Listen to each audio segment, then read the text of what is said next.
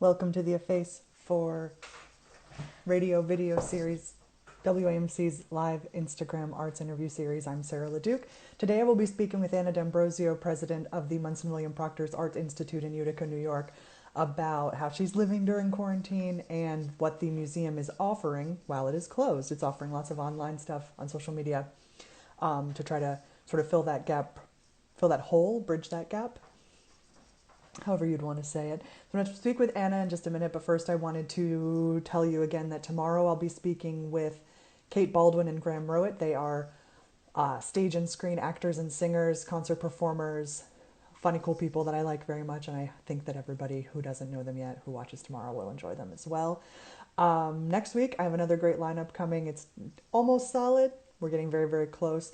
And the week after that, I'm starting to book too. So WAMC has extended its sparse staffing work from home order until May 15th, so I am going to be doing the series for at least 2 more weeks, and we're talking about finding a way to keep it going. Probably not 4 times a week once I'm back at the station, but until then, and in some capacity afterward, possibly. And if not, it's been a wonderful little run here, and we'll be back working hard on the roundtable.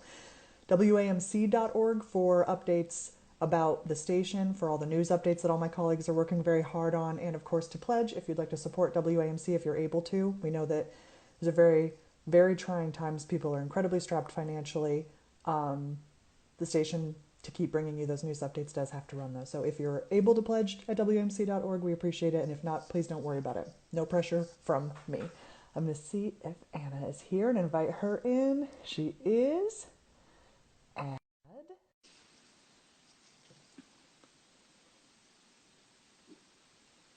Waiting.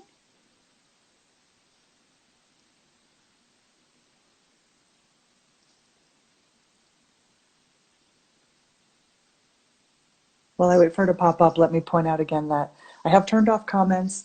Again, not to censor anybody or not to encourage discussion, but they are a little distracting while I'm trying to speak to the guest. And more than that, when I upload the video to YouTube, the comments appear near the beginning in a strange order that doesn't pertain to the conversation, and then block the guest's face for the rest of the time. So we don't want to do that. This does still say waiting for Anna, and while I'm waiting, I will look at my email to see if anybody has emailed me that they need specific instruction. Anna's on and all set for your invite. Yep. I'll try inviting you again, Anna, if you're still there. Add.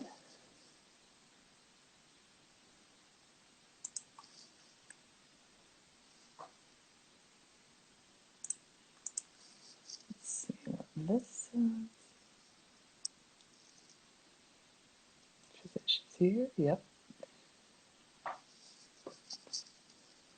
If this doesn't work momentarily, and if you can hear me, you could leave the video, come back in, and then request to join, and then I'll let you right in after you do that. If this invitation that I'm sending you isn't quite working, you can try that, no problem.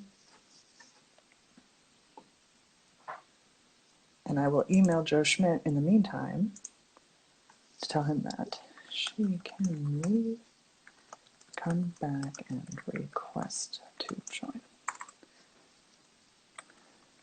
Invited her. Live is like this sometimes. I'm not worried if you're not worried. I've invited her, but it's not working.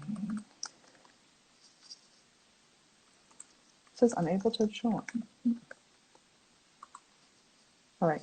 So Anna, if you are still there and you can hear me and you didn't before, leave the video, like exit from this, maybe reboot Instagram real quick if you want. Come back in to join. As soon as you start watching the live video, a thing will pop up that says request to join. If you request to join and I see that pops up, then I'll let you right in. We're supposed to be speaking with Anna D'Ambrosio of the Munson Proctor Art Institute in Utica, New York. We're having a little bit of trouble connecting, but I'm sure that we'll work it out shortly. The other videos from the series, this is the 8th, I think, are on YouTube if you want to look up my name, Sarah LaDuke, and A Face for Radio video series, or any of the guests that I've had on thus far. If you search them on YouTube, they should pop up. 1-800 no. That's so funny because I'm vamping here, waiting for this to work. I automatically started saying the WAMC fund drive number. That's wild. I don't normally do that. Alan and Joe, since they're on the air so much during fund drives and have been doing fund drives for so many years, they do that, but I don't know if I've ever done that before. Let's see. We have a question here.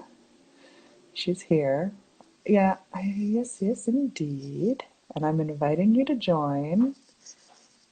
Now we're waiting again. Oh, now it's connecting. Yay! There you go. Sorry, Sarah. You know what happened? Okay. I didn't have my permission for my microphone. Oh, okay. And so that it booted me out the first time you sent the invitation. So how's the sound? Okay? Yeah, it sounds good. It sounds all right, good. Great. This is I think, like I just said, I think this is the eighth one of these I've done so far, and I haven't had a problem connecting yet. And I was like so sure that there would be at some point. I felt very zen about that. Like I was like, well, this was going to happen. I'm a little bit of an Instagram, not novice, but I've never done this before. So sure. Yeah. I mean, we're all learning new things as we can't go outside. And absolutely. Technology is our only connector. So before we talk about exactly what the museum is offering, tell me what you're comfortable sharing about how you're living, where you're living, and what your quarantine has been like. Oh, sure. Yeah, I'm such an open book. So okay, fine, cool. Let's go. Let's get into it. I've been home. I think we closed the offices on the 20th, and so I've been working from home. Go in about once a week, retrieve files, do some stuff that it's hard to do remotely. My husband is also working from home, and he is also museum an arts, or he's a museum president. So we're like at opposite ends of the house, and when one's doing one thing, somebody's holding on to the dog. Sure. You know, and I have two daughters, one who's up from New York City, and one who I have to say breaks my heart as a senior in high school. Oh, God. And I think for all of us, it's the hardest for her because all those things that the kids were looking forward to, you know, prom, graduation, senior trip. She had a trip to Costa Rica with a class, you know, all of that's gone. And they'll all be fine, but for high school 17 and 18-year-olds, yeah, it's tough. No, it's really hard because there's all those landmark things she's been looking forward to for probably at least 4 years, but like who knows how long, you know, she's like wanted to go to prom. Of that prom dress hanging on the closet door. Yeah. Well, she could just wear it around. I know, right? Yeah. Like on a sunny day, wear it on a hike. Why not? Right. What museum does your husband work with? Is he the president? He's the president of Fenimore Art Museum and the Fenimore Museum in Cooperstown. Of course. You knew that. Of course. I just like lose track of things. I apologize. That's great. So you closed when did the museum stop accepting patrons? So we closed the museum on, I think our last day was March 15th. Okay. And then, you know, at Munson Williams, we have the museum, but we also have the School of Art and Performing Arts. And our School of Art has the Pratt MWP College of Art and Design, an affiliate of Pratt Institute. So we had 200 students living on campus as well. And I will say that earlier that week, I thought it seemed like a really good decision at the time, but we canceled spring break. So the idea was, you know, we had no cases in Oneida County, that if the kids didn't go home or travel overseas or wherever they were doing, and we stayed put, at least we could get another week, maybe or two back on campus. But as we all know, things changed really fast. I mean, so fast. Every day when the governor came on, I'm like, no, not another change, you know. It changed so fast. And so from, you know, a lot of angry students on Monday or Tuesday when I canceled spring break, and they just weren't there yet. Like they didn't have their heads wrapped around it. You know, they weren't really paying attention to what was, I mean, they're not listening to the governor every day. So, no. Right. But 4 days later, we had students come in and say, oh, like, we get it now. We're sorry. We seemed so angry at the time. And it took a little longer. We have 25% international students. So it took a little longer to get everybody off campus. Yeah. Right. So we had to keep some students in dorms, but a couple weeks before everybody, I mean, we have students from China, from South Korea. So it was really hard for them to book and get home. So, But everybody got home safely. Okay, good. Yeah, a couple students got sick traveling home. Sure. But they're all doing okay now. Good, that's good. Did any of the international students need to find lodging somewhere off campus but not home? Like somewhere in, There were a couple that stayed in Utica. Yeah. We had one that was already, maybe two that were already living off campus, so they just stayed put. All right. Yeah. What an insane amount of things you had to handle and take care of.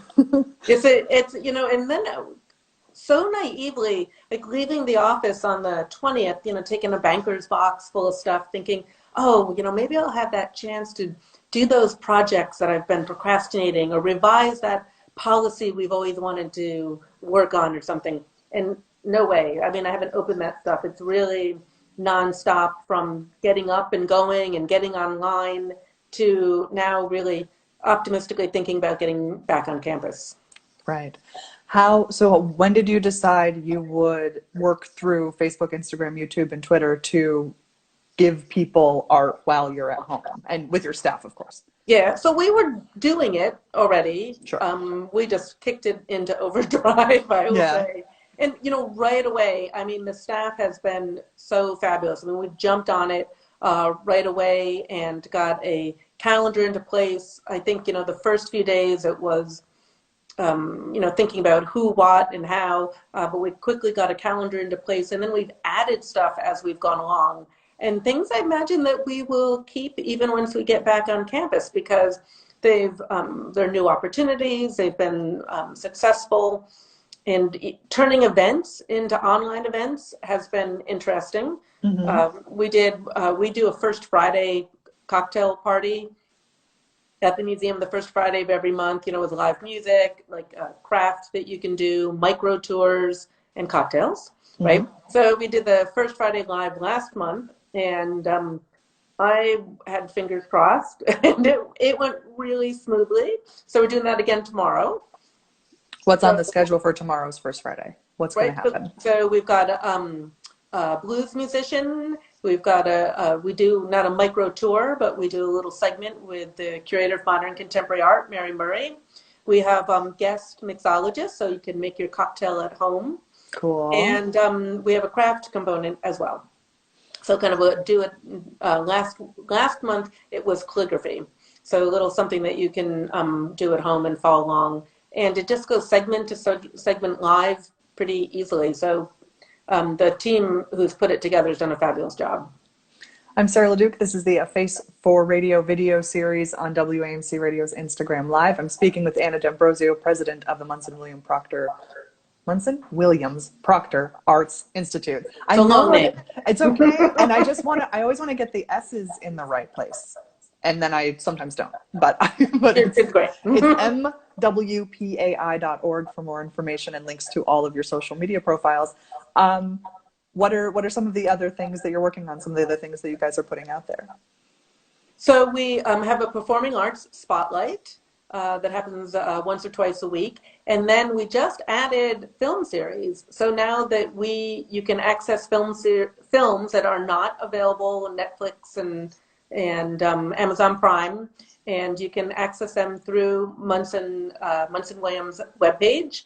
And a little bit of the money goes to Munson Williams. Some of it pays, of course, the organizer of it as well. But I watched The Booksellers the other night, which is a documentary on booksellers in mostly Manhattan. It was really fascinating. I mean, anybody who loves antiques or loves collecting would really enjoy the film. Okay. And we're adding more titles this week. And then are you, something, my husband did something, and he's so conscientious. As soon as this is over, he's going to be like, I'm so sorry I made a noise. Oh, like, the mailman already really came, fine. so my dog won't bark. So. Okay. I mean, it's just totally fine. Like, he's very apologetic, and I'm always like, are you apologizing? What are you apologizing for? I kind of got over it with the Zoom meetings. Like at first, you want to be very professional, and you don't want the dog anywhere. You don't want any noise. Everybody's over that. Yeah, one has to be. Yeah. So for the film screenings, people can access them through your website. Is there a discussion component, or just people get to watch these movies? It's just that you can access the film, and I downloaded it onto my laptop and then shot it out to my television. Oh yeah, cool. Mirrored your laptop, right? Right. That's fantastic. Right. So that's great. And how does that work? Where do you get to access the films from? How does the museum get to host them on their Our site? distributor Okay. has made it available to us. Fantastic. Yeah, so that's great. We do art and yoga on Saturday mornings, and we do that live on Facebook, and that has been drawing a great crowd. And we do a little art component beforehand, and then do the live yoga session for about 45 minutes to an hour. And then we've done kids' crafts, we've done lots of art posting and access to the collections and insights into the collection.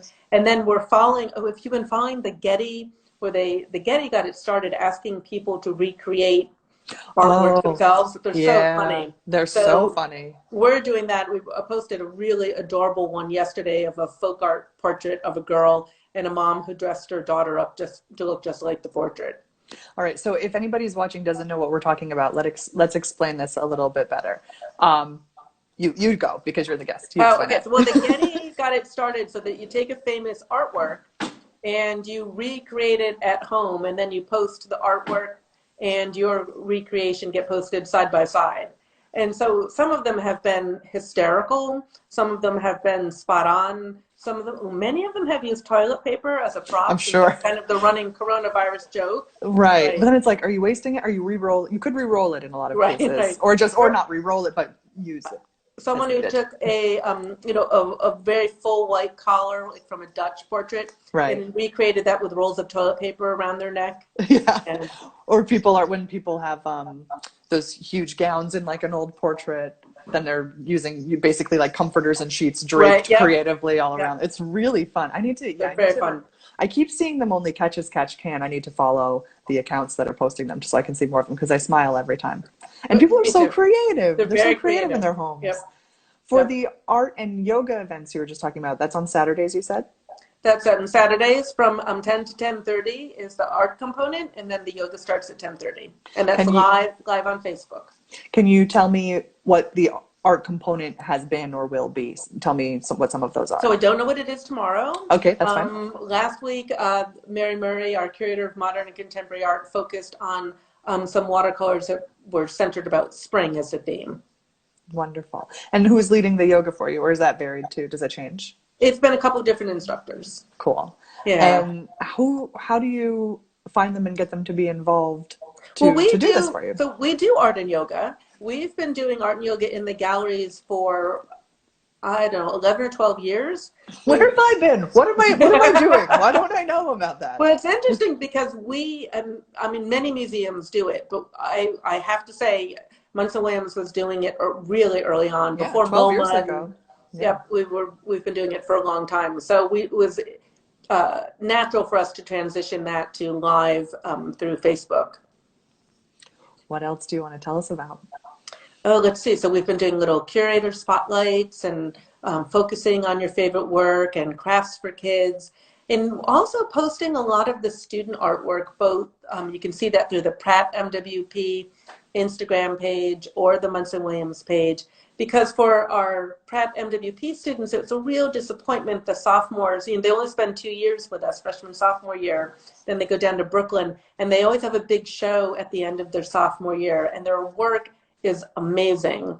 And so a real disappointment to them and to us not to be able to share that.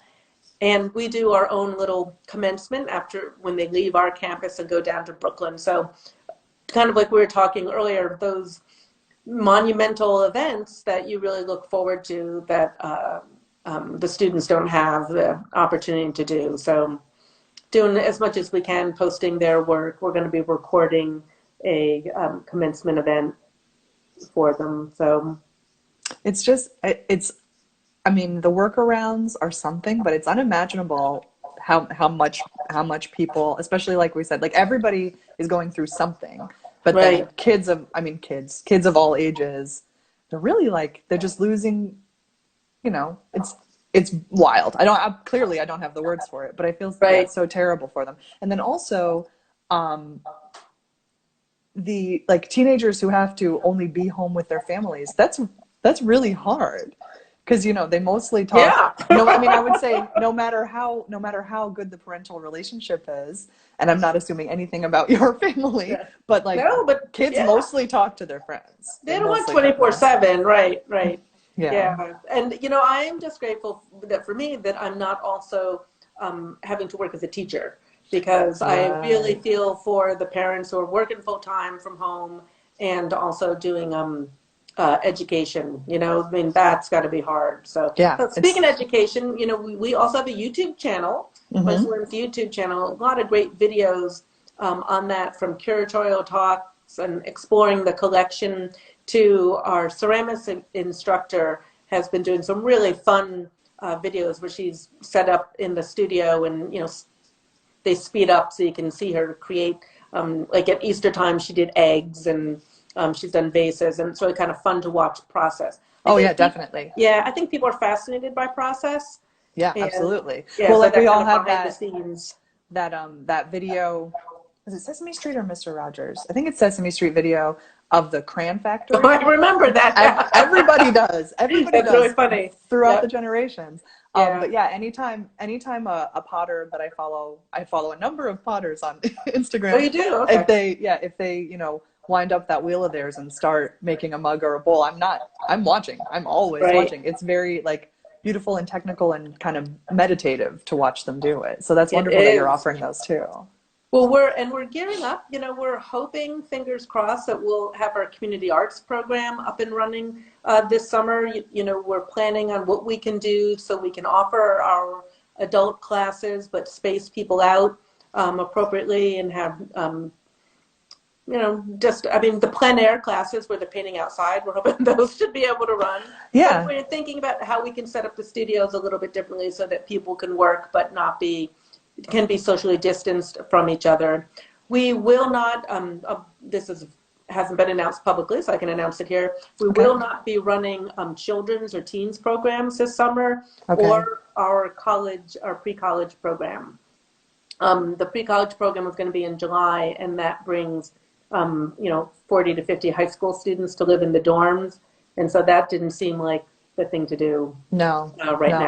Right. And it must have been so hard over these months to decide, because there's a lot of wait and see. There's a lot of wait and see, like feeling. I mean, it's better safe than sorry. Like obviously, would defer to the experts, but it's really hard to, like, early in the thing. My parents moved to Tennessee a couple years ago, and they still had property in the Adirondacks where I grew up, and they closed on it this month. So they sold it. Oh, wow. But there was still some stuff in the house. Yep. And my parents were like, well, we're just going to drive up there and get that stuff. And I was like, no, you're not. And they were like, well, maybe, and this was, in March, they were like, we have to come up one more time before the closing. And I was like, no, you don't, and you don't get to. And they were like, well, but maybe by, mid-April, we will be able to. And I was like, no. And then, but they, absolutely not. And then they just keep trying to schedule things for sooner than I think that they ought to. But what do you do? Like, you can't just completely freeze. We're like that with the summer exhibition. We've got this great summer exhibition, and I'm so grateful that this year we have it actually through mid-January. Oh, so good. Even though we were supposed to open in the middle of June, we've pushed that to 4th of July weekend, hoping that still works. Sure, and you'll push it again if you have to, right? But there's a whole different way of thinking. We have never had to do timed tickets before, so we're going to be doing timed tickets to space people out in the exhibition. And so many of our programs, it's for Munson Williams, it's about bringing people and art together, of course, and having that shared community experience with art. So we're just coming up with new creative ways to do that and alter some of our traditional methodologies, and I think it's all going to work okay. Yeah, I'm sure that everybody, like, people will show up for you. You're such an important institution, and then of course with optimism and good heads on your shoulders and such a great staff, you'll get through it. But I still feel terrible for all the wait and see and all the craziness. Do you want to tell us more about the exhibition that's opening in the summer? I would love to, sure. Yeah, we'll have you back on the roundtable to talk about it when it opens, if that's what we can do. But tell me about it now, too. We will do that. It's Isabelle de Bourgeois, Fashioning Art from Paper. And Ooh. Isabelle is a Belgian contemporary artist. And what she does, oh, it ties so well back in a way to the Getty idea, but what she does is take historical portraits, and it could be the Medicis in Renaissance Florence, it could be Elizabeth I, and she recreates the attire full scale, three-dimensional, but only using paper and paint. And I mean, I would say Isabelle de Bourgeois, that's D-E, capital B-O-R-C-H.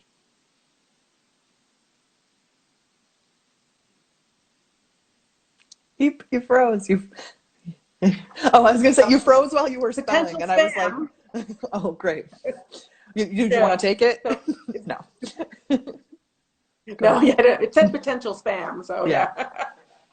And so they are magnificent. I mean, might be 100 little pearls or gold clasps, and all made out of just paper and paint. There's a series from the Ballet Russe. There's a series that traces the history of Western fashion. So it's 500 years of fashion recreated. There's over 100 pieces in the exhibition, and it really is phenomenal. It's hard to imagine until you see it in person. It sounds really spectacular. Wonderful. So spectacular. So that's really fun, and we're going forward with it. Fortunately, the material is already here in Utica. Okay. In storage, so that is a big plus. And we're looking forward to opening that as soon as we can. It sounds truly wonderful, and it is fortunate that it'll be able to be open unless all of this takes a very crazy turn, because it should be there till January. You said right. And still there, and it's there till January, right? You know, the things that we had to let go of was we always have a members gala opening. You know, really great party with the performance, and you know that's okay. Yeah. You know, there'll be other opportunities to do that. Of course. Yeah. So for the paper that the clothes are made of, is it all different kinds of paper? No, she uses one kind of paper, and it is it's very durable. So I don't know if you know what the product is, Tyvek, but it's a really durable. It's familiar. Like it's like on construction. The word Tyvek. Yes, you do, houses. right. For insulation, it's that last layer. We use it a lot. It's inert, so we use it a lot for the museum. Okay. Actually, it's for storage type things and sure. So it's a paper that's kind of like that. It's a Japanese paper. So usually two of her technicians come over to help install the exhibition. I don't know if that will happen or not, but they actually iron it. So iron out some of the wrinkles. So even though it's been painted and treated, it's still really durable. And it's amazing what she does. She uses different painting techniques. So some of the paper looks like moire, some of it looks like brocade, some of it looks like raw silk. I mean, until you get up close, from a distance, you say, oh, well, you know, it just looks like a beautiful 1860s French gown. And then you're like, oh, yeah, it's really great artworks, trompe-l'oeil artworks. This is really, really like right in my wheelhouse of things I've got to come see. So I'll get my time ticket and check it out. Right. That sounds really, really wonderful. I am speaking with Anna D'Ambrosio of the Munson Williams Proctor Arts Institute in Utica, New York, mwpai.org. They're offering lots of programming on their Facebook, Instagram, YouTube, and Twitter feeds. Anna, before I let you go, I'm asking people what kind of entertainment they want to sort of pay forward, suggest to people while they're at home. It sounds like you're very busy. Maybe you don't have a lot of time to watch or listen to other things, but we're doing our fair share of Netflix and TV. But you know, for me, I have two different things I think about when I think about art in my time right now. So some of the artworks at the museum I really reflect back on and call up onto my computer. Some Hudson River School paintings by Frederick Church or Thomas Cole or our Mark Rothko.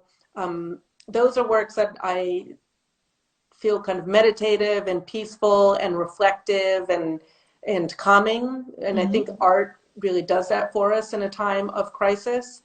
And then I am absolutely no artist, Sarah. and I know my daughter's probably not listening to this, so I can say that then the other thing I do is for my high school daughter who's really missing out, I am making her a really elaborate scrapbook. Oh, that's great. That's wonderful. Yeah, thank God for Amazon. Some stuff still gets delivered. So I'm cutting and pasting and trimming, and I can talk about art, but I can't make art. But this is will be my gift to her, so that she'll have something to celebrate her graduation. Graduation with. So I've got high art and low art going on in my life. That's wonderful. So now I am going to ask you another question, even though I said that was the last one. How did you come to run? Like, how does that interest happen if you aren't able to create, but you just love it and you learn about it and then you run an art institute? How does that happen? How does that work? Oh, it's interesting. So this really ties back into, I'm from Albany. Mm-hmm, and right. So it ties in a little bit. Growing up there, we went to the Albany Institute of History and Art pretty regularly. We went over to Williamstown to the Clark. Yes. My parents took us there. I volunteered for a couple of years at Cherry Hill in downtown Albany. And all of those, when I was taking art history in college, I really saw how art was central to humanity. That sounds corny, but No, not at all. But I know it doesn't. It's not corny, but and I saw the meaning, how much one can learn from art. I mean, not that we just have shared experiences, but then what we learn about culture, what we learn about one another. And I think about working at Cherry Hill and thinking about the stories that we told through the artworks there. And they have everything from beautiful paintings and decorative arts to really personal family ephemera.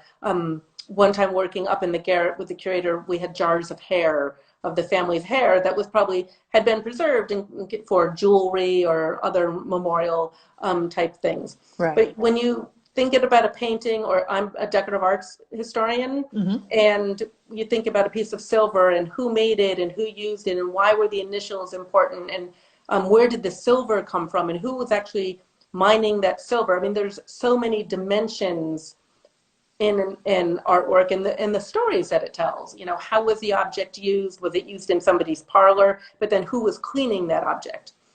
So we think a lot about social history, cultural history, women's history, and it all comes together through a work of art. That was beautiful. Sorry, that was too long. No, I said it was You beautiful. shouldn't have asked. No, I always, please. Anna D'Ambrosio is the president of Munson Williams Proctor Arts Institute, mwpai.org. It's always great to see you. Thank you so much for figuring out Instagram Live and joining me. I really appreciate it. Well, thank you. I really enjoyed it too. Thanks so much. Of course. Talking to you. You too. Good luck in there, and we'll be back in touch soon, I'm sure. Take care. You too. All right, that was Anna D'Ambrosio, president of the Munson Williams Proctor Arts Institute. The Williams has an S, the Arts has an S. I've said it many, many, many times, and still sometimes not quite right. mwpai.org to learn more about that fine institution and to get links to their Facebook, Instagram, YouTube, and Twitter feeds to keep track of what they are doing and handling and when they can open back up and what that will look like and what that will be like. Once again, I'm Sarah LaDuke for WAMC, the A Face for Radio video series. Tomorrow I'm speaking with actor, singer, concert performers Kate Baldwin and Graham Rowett. That should be a fine treat for a Friday. I'm really looking forward to it, as I have been to all of these interviews. To keep up to date with the news and programming that is on the full station, WAMC.org, of course, you may tune in.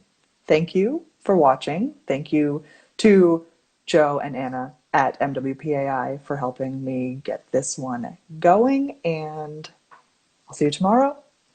Stay safe in there.